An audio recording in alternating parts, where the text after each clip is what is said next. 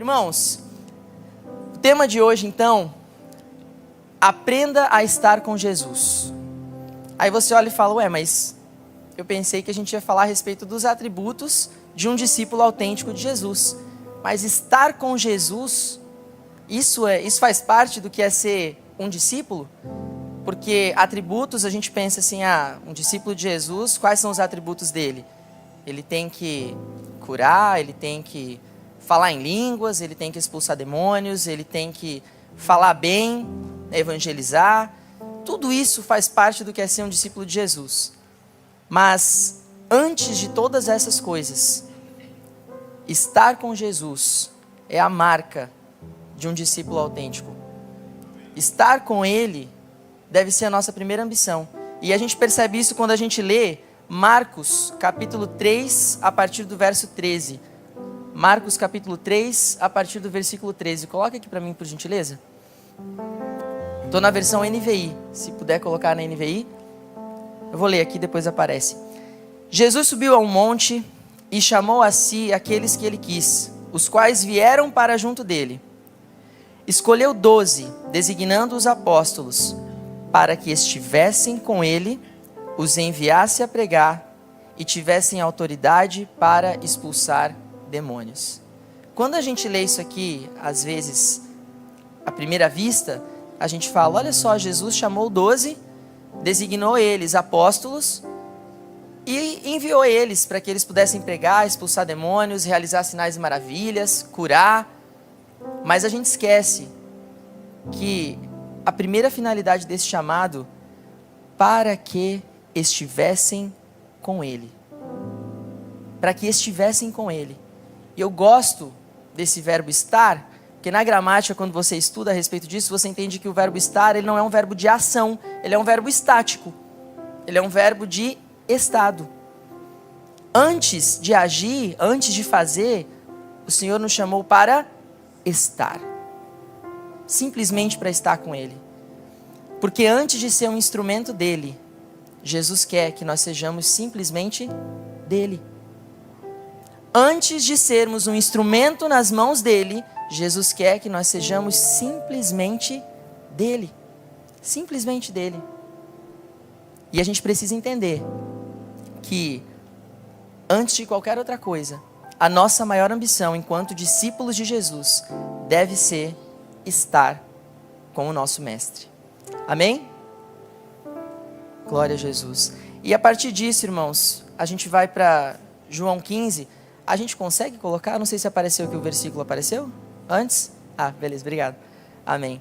Vamos para João 15. A partir disso eu quero discorrer a respeito de uma passagem que eu gosto muito, conheço desde criança, e com o tempo eu entendi que era um pouco diferente do que eu pensava que era, e eu quero trazer isso para você nessa manhã. João 15, a partir do verso 1, o texto vai dizer assim: Eu sou a videira e meu pai é o agricultor.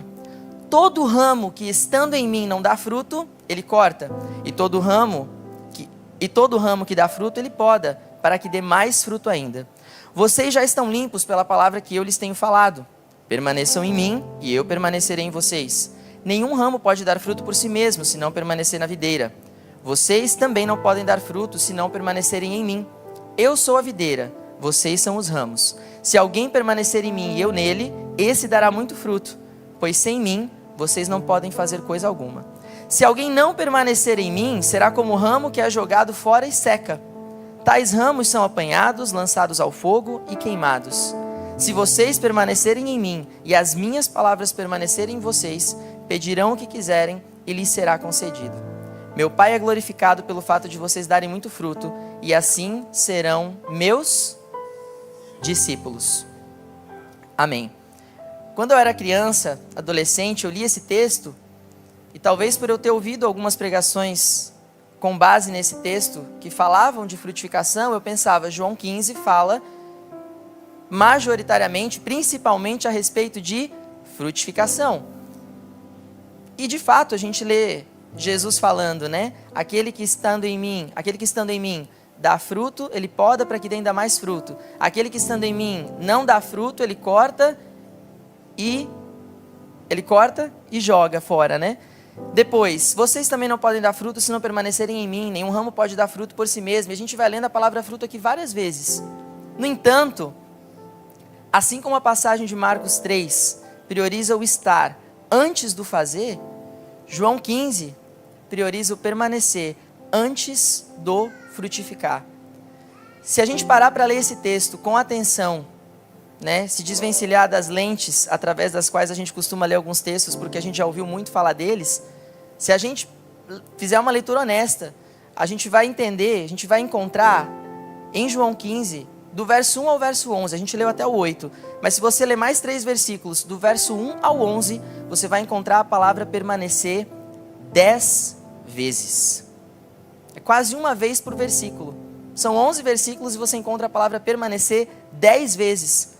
Quase o dobro do número de vezes que aparece a palavra fruto ou frutificar. Pergunte por quê? Porque a frutificação é o resultado lógico e natural de quem permanece ligado à videira. Eu vou repetir para você. A frutificação é uma consequência natural, é um resultado lógico de todo aquele que permanece ligado à árvore, que permanece ligado, conectado à videira. Você não passa por uma árvore e de repente você vê um dos ramos, um dos galhos se contorcendo, fazendo uma força para poder gerar um fruto. Basta que ele esteja conectado à árvore. Um galho por si só não consegue gerar fruto por mais que ele tente. Ele precisa o quê? Estar conectado. Então esse texto de João 15 não está falando de frutos tanto quanto ele fala de permanecer. Porque a frutificação é uma consequência, mas permanecer é uma escolha. Você não escolhe frutificar, você frutifica porque você escolheu estar. Consegue entender a diferença? Você não escolhe frutificar, você frutifica naturalmente, porque primeiro você escolheu estar. Porque primeiro você escolheu permanecer. E é por isso que esse texto fala muito mais de permanecer em Cristo, de estar com Jesus, do que de frutificar. Quando a gente pensa só nos frutos, a gente pode acabar às vezes caindo, né, nas garras da religião, da religiosidade, se tornar um ativista e pensar que para ser aprovado a gente precisa trabalhar, precisa ralar muito, precisa participar de 10 equipes ao mesmo tempo, porque se eu não fizer, se eu não for ativo, o Senhor não vai me aprovar, Deus não vai olhar para mim com bons olhos, quando na verdade o que Ele mais quer é que simplesmente está conosco, para a partir desse relacionamento e dessa intimidade os frutos naturalmente começarem a brotar. Faz sentido, irmãos? Amém? Repita comigo assim: antes do fruto vem o relacionamento. Antes do fruto vem o relacionamento. Você pode notar que em primeiro lugar ele afirma que é a videira verdadeira. Jesus fala: eu sou a videira verdadeira. Em seguida ele fala daqueles que estando nele dão frutos e daqueles que estando nele não dão frutos. O foco é estar com ele. O foco do texto é a intimidade e não os frutos. Gui, então os frutos não importam? É claro que importam. Os frutos são uma bênção, tanto que eles são resultado da nossa intimidade com Jesus. E no verso 8 de João 15, Jesus diz o quê? O meu Pai é glorificado pelo fato de vocês darem muito fruto. Em Mateus capítulo 5, lá no Sermão do Monte, no verso 16, Jesus diz assim: que brilhe a luz de vocês diante dos homens, para que vejam as suas obras e glorifiquem ao Pai que está nos céus. Então sim, os nossos frutos são uma bênção, porque os nossos frutos glorificam a Deus, glorificam ao Pai que está nos céus. A questão não é ignorar os frutos ou não se preocupar com isso. Isso tem o seu lugar, isso é necessário. A questão é o que vem primeiro. Qual é a prioridade? Então sim, os frutos são uma bênção. Os frutos glorificam a Deus. Mas um fruto só pode ser gerado se o ramo estiver ligado à árvore, se ele estiver ligado à videira. Você já passou na rua e viu um galho jogado no chão? Um galho solto, desconexo de uma árvore, frutificando? E aí você olhou e falou: nossa, que galho de macieira muito belo, né? Olha só que frondoso. Alguém já viu isso? Por que não? Porque não é possível. Não tem como um galho desconexo, fora da árvore, fora do tronco, conseguir por si só gerar vida. É da árvore, irmãos, que vem a seiva que transporta todos os nutrientes necessários para que aquele ramo, aquele galho, possa então naturalmente gerar um fruto. Até a ciência, a lei da biogênese diz que só a vida produz vida, não é assim? A morte não produz vida. Por que um ramo, um galho solto no chão não consegue produzir frutos? Porque ele não está ligado à vida. Porque é da árvore que vem a seiva, é dela que vem a vida necessária para que então aquele ramo consiga frutificar. E assim somos nós. Se nós não estivermos ligados à videira, nós não teremos a seiva, nós não teremos a vida de Deus fluindo e nos alcançando para que naturalmente nós possamos frutificar. Sem Ele, nós não podemos fazer nada. Jesus disse, sem mim, vocês não podem fazer nada. E aí é importante dizer, na minha tradução, nova versão guilherminiana, NGV, eu talvez traduziria, sem mim vocês não conseguem fazer nada. Porque esse poder aqui pode dar uma ideia de permissão, né? Jesus não está competindo conosco para dizer, vocês não podem porque eu não deixo. A gente não pode porque a gente não consegue. Da mesma forma que um galho solto, desconexo da árvore, não consegue frutificar, porque ele não recebe vida para poder frutificar, nós, sem Jesus, nós não temos capacidade, nós não somos aptos a frutificar, porque sem Jesus, nós não recebemos vida, e a morte não produz vida, só a vida produz vida. Amém? E aí eu queria fazer um parênteses, bem rápido, que o tempo voa, eu nunca vi, é diferente, o tempo dessa televisão é sempre diferente, não pode ser, não é normal. Mas eu queria fazer um parênteses aqui. Às vezes a gente olha para algumas pessoas e fala, fulano é uma bênção. Fulano, você olha para ele e fala, meu Deus, Jesus é muito claro na vida dele. E a gente precisa ter um certo cuidado, irmãos, porque muitas vezes a gente fala, né, ditado popular aí, nem tudo que reluz é ouro, as aparências enganam. E a gente precisa ter esse cuidado, porque muitas vezes a gente olha para si mesmo e fala, a gente pensa assim, né? Poxa, mas as pessoas me aplaudem, as pessoas me elogiam, as pessoas estão me aprovando, dizem que eu sou uma bênção. E a gente precisa ter cuidado, porque você já foi na casa da avó, ou na casa de alguma senhora, e você olhou em cima da mesa uma fruteira com frutos muito lindos, bem atraentes, e te deu aquela vontade de comer um fruto, e aí quando você pegou, você olhou e falou, tá leve, é de plástico. Quem aqui já viu isso? Quem já foi enganado por uma fruta de plástico? Já? Não é? Sabe o que é que acontece, gente? Deixa eu te falar uma coisa. Frutos de plástico têm a aparência, mas não tem o peso, não tem o cheiro, não tem o sabor, não tem nada de um fruto verdadeiro, a não ser a aparência. E é por isso que eles enfeitam, mas só enfeitam, porque na hora de matar a fome eles não servem para nada.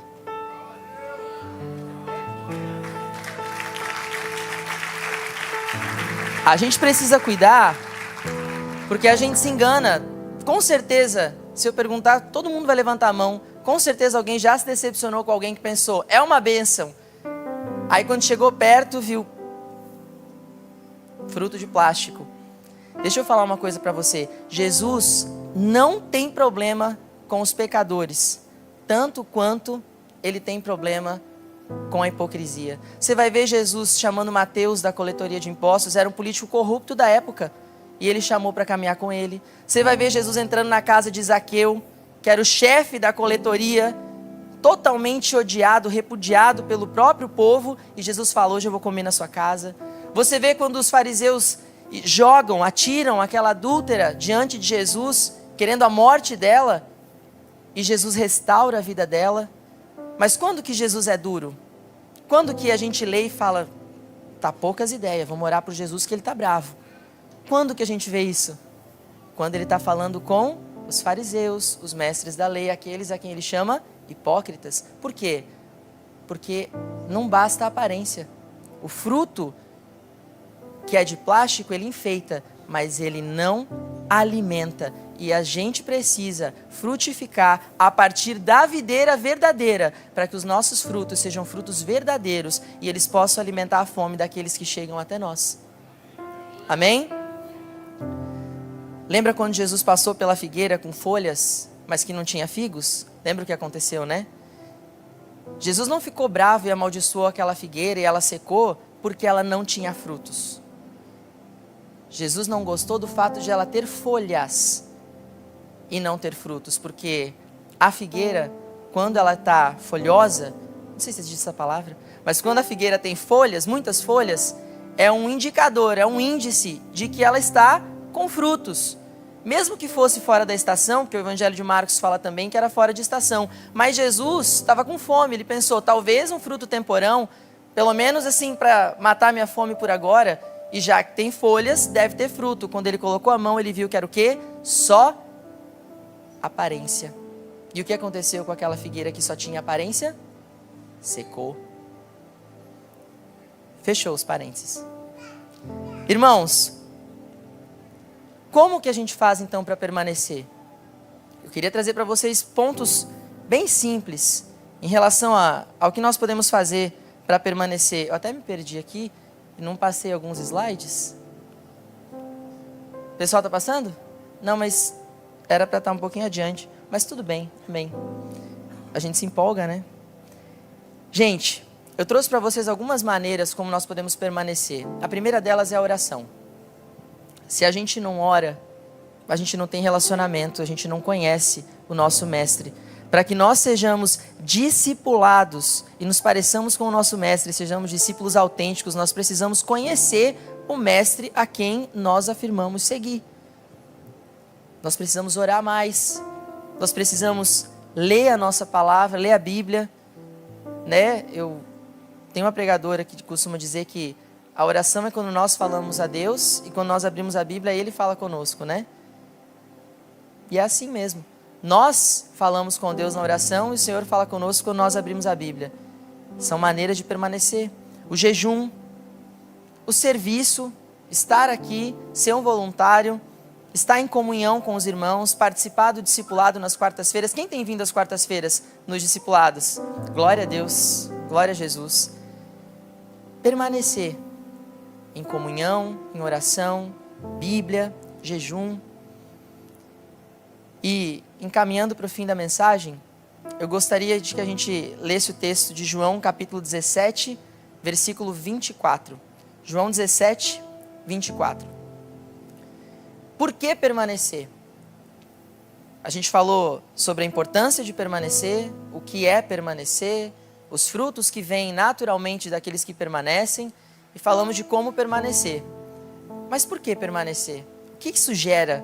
Quais são as consequências, além do fruto, ou os frutos, daqueles que permanecem? Em primeiro lugar, Jesus, em João 17, logo depois, no mesmo discurso ali, em que ele estava, era o discurso de despedida, né, de João capítulo 13 até o 16, é conhecido como o discurso da despedida, na última ceia, um pouco antes de ele ser preso.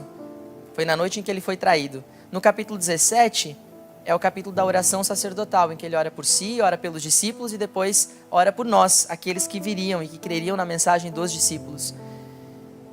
E no versículo 24, esse versículo ele sempre me pega quando eu falo a respeito dele. Porque Jesus, eu acho assim, se você quiser saber quais são os maiores anseios do coração de alguém, quais são as maiores preocupações, quais são os maiores desejos, quais são as prioridades de alguém, basta você ouvir essa pessoa orando. Porque você só leva para Deus aquilo que é importante para você. E nesse texto, Jesus está orando. E quando ele ora, ele ora por mim e por você. Ele fala, Pai, eu oro não apenas por estes, mas também por aqueles que crerão na mensagem deles. Jesus orou por mim e por você. E num dos piores momentos do seu ministério, porque ele sabia que terminando aquela oração, depois do amém, ele seria preso. Mas mesmo assim, nos momentos de maior agonia, Jesus parou e orou por mim e por você. E nessa oração ele disse, Pai, o meu desejo é que aqueles que me deste estejam comigo onde eu estou. e vejam a minha glória. Você sabia que Jesus te deseja? Às vezes, falar sobre permanecer em Jesus fica pode parecer até um pouco pesado. A gente fala, tem que orar, tem que ler a Bíblia, tem que jejuar, tem que servir, tem que estar em comunhão. Mas quando a gente entende que Jesus nos deseja e que estar com Ele não é algo que parte de nós, mas parte do desejo dele de estar conosco, esse tem que se torna, que bom que eu posso fazer isso.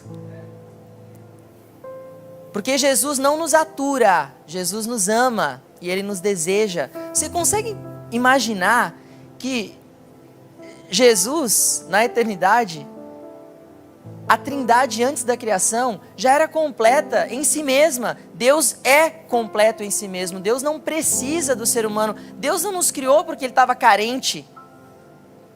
Deus não nos criou porque Ele precisava de nós, ou porque Ele, era doente emocionalmente e precisava de pessoas que o adorassem. Ele já tinha exércitos e exércitos de anjos e seres viventes adorando Ele o tempo todo sem cessar, com uma adoração muito melhor do que a nossa, diga-se de passagem.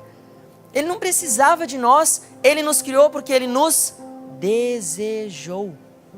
E você precisa entender isso nessa manhã, porque um dos maiores anseios, se não o maior anseio do coração humano, é ser desejado, é ser amado. E em Jesus, esse anseio é satisfeito. Quem entende que é amado, desejado por Jesus, entende que não precisa se satisfazer nas coisas que este mundo nos oferece. E aí tem prazer em estar com Ele.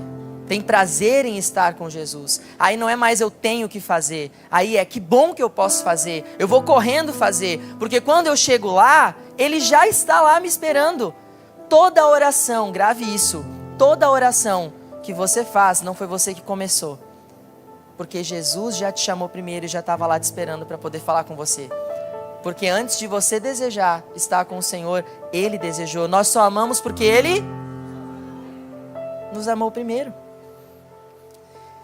E para terminar, eu queria falar a respeito do que acontece quando nós permanecemos. Eu queria que você entendesse que uma das razões pelas quais nós devemos permanecer é porque Jesus nos deseja, e outra é por causa do que acontece quando nós permanecemos. Neste mesmo verso ele vai dizer, eu quero que aqueles que me deste estejam comigo onde eu estou. Isso fala de quê? Intimidade. Estar com Ele é um pedido dele. Ele não está concedendo algo que Ele não desejou primeiro. Mas Ele continua dizendo, e vejam a minha glória. Por quê? Aí de novo eu pergunto, será que Jesus está precisando de uns elogios? Será que Ele está precisando ser contemplado porque Ele não é bem resolvido?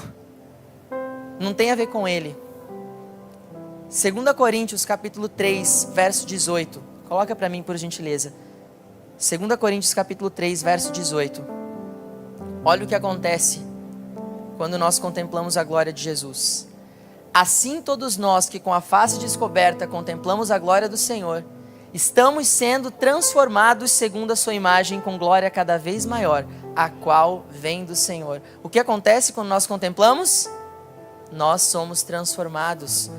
Repita comigo, contemplar e se tornar. É por isso. Quando Jesus pediu ao Pai que nós estivéssemos com Ele, isso revela o desejo dele de estar conosco. E quando Ele fala que vejam a minha glória, não é porque Ele precisava ser visto, não. É porque nós precisamos contemplar a glória dele, para que então nós sejamos transformados segundo a sua imagem e a sua semelhança, e nos pareçamos com Ele. Esse é o maior fruto, aliás, porque Romanos 8 diz que Ele nos predestinou para que nós fôssemos feitos conforme a imagem do seu Filho, para que Ele fosse o primogênito entre muitos irmãos. Esse é o desejo de Deus para nós. Pedro e Estevão são dois exemplos de que contemplar transforma. Porque se você parar para pensar, vamos para uma passagem muito simples, que todo mundo conhece, a gente já leu isso 500 vezes e às vezes não parou para atentar nisso. Pedro está caminhando sobre as águas e está caminhando em direção a Jesus. Quando que ele para de andar sobre as águas e afunda? No momento em que ele repara no vento. A Bíblia fala, quando reparou no vento, ele passou a afundar. Deixa eu te falar uma coisa, talvez, acho que você ainda não entendeu. Mas Jesus estava andando sobre as águas. Enquanto Pedro manteve os olhos fixos em Jesus, ele fez o que Jesus estava fazendo. Porque contemplando a gente se torna. Quando ele parou de contemplar, parou de parecer. Aí afundou. Aí voltou a ser o Pedro sanguíneo que ele sempre foi. Entendeu? Estevão, irmãos, presta atenção. Estevão, quando foi apedrejado, quais foram as últimas palavras daquele homem? Ele disse, Pai, não os considere, não impute a eles este pecado. Estevão, prestes a falecer, antes de dar o último suspiro, ele perdoou os seus inimigos, perdoou aqueles que o estavam matando, apedrejando. Mas o que aconteceu um pouquinho antes de ele dizer essas palavras? A Bíblia diz que Estevão olhou para o alto, viu os céus abertos e contemplou a glória. Viu Jesus, o Filho do Homem, à destra de Deus e contemplou a sua glória. Aí eu te pergunto, quais foram as últimas palavras antes do último suspiro de Jesus? Diante daqueles que o haviam matado? Pai, perdoa-lhes porque eles não sabem o que fazem. Estevão contemplou. E antes de morrer, ele disse exatamente as mesmas palavras que Jesus disse diante daqueles que o estavam matando. Porque quando a gente contempla, a gente se torna. Irmãos, estar na presença do Senhor é maravilhoso. Porque a Bíblia nos garante, Salmo 16, verso 11 diz, à destra de Deus há eterno prazer. Na presença de Deus há delícias sem fim, abundância de alegria. Nenhum prazer é maior do que estar com Jesus. E quando nós entendemos que Ele nos deseja e nós nos colocamos na presença dEle para buscar o Senhor, nós entendemos que de fato nenhum prazer é superior ou mais excelente do que o prazer de estar com o Senhor. E para terminar, eu queria perguntar, quantos aqui desejam passar a eternidade com Jesus? Levante sua mão.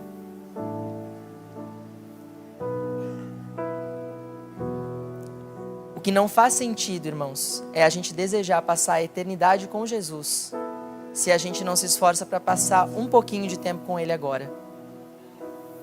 Eu quero muito passar a eternidade com Jesus, mas quando às vezes eu olho para a minha vida e penso, eu não estou dando nenhuma hora. Jesus olhou para os discípulos, né? Vamos lá, teologia guilherminiana. Para mim tem que ser pelo menos 1 hora, porque Jesus chamou os discípulos para orar e quando eles dormiram, Ele falou o quê?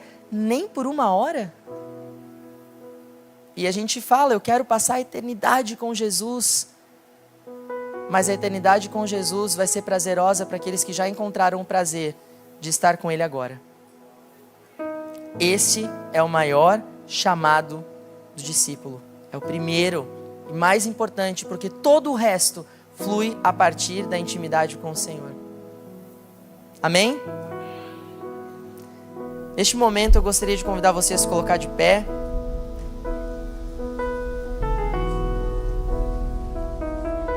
Quero fazer 2 orações.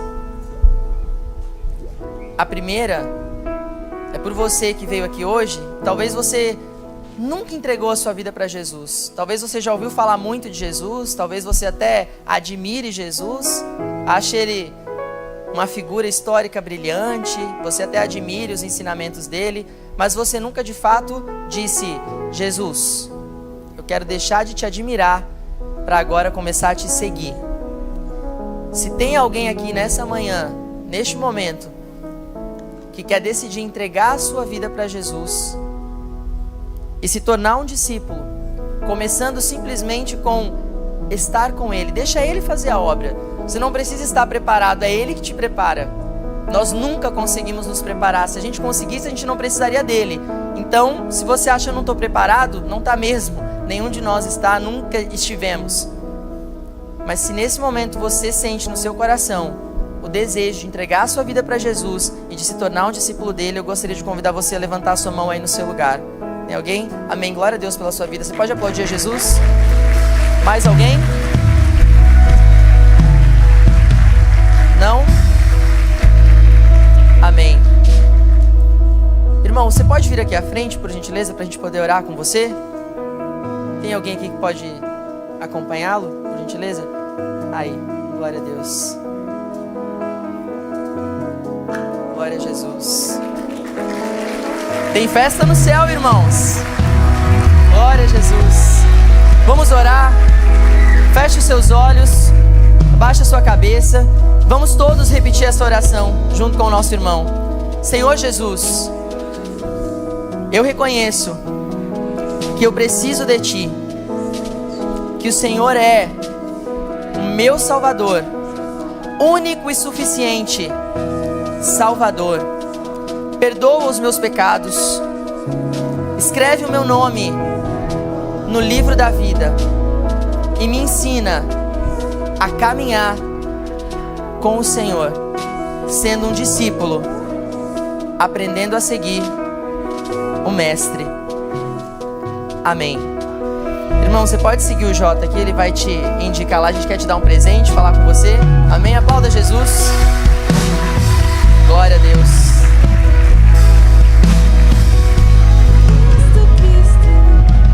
E o segundo convite é para pessoas que já entregaram a vida para Jesus, assim como eu, a gente já aceitou Jesus, já se batizou, a gente às vezes é voluntário, ou às vezes sua primeira vez aqui, você já é crente, mas faz um tempo que você parou de estar, parou de permanecer.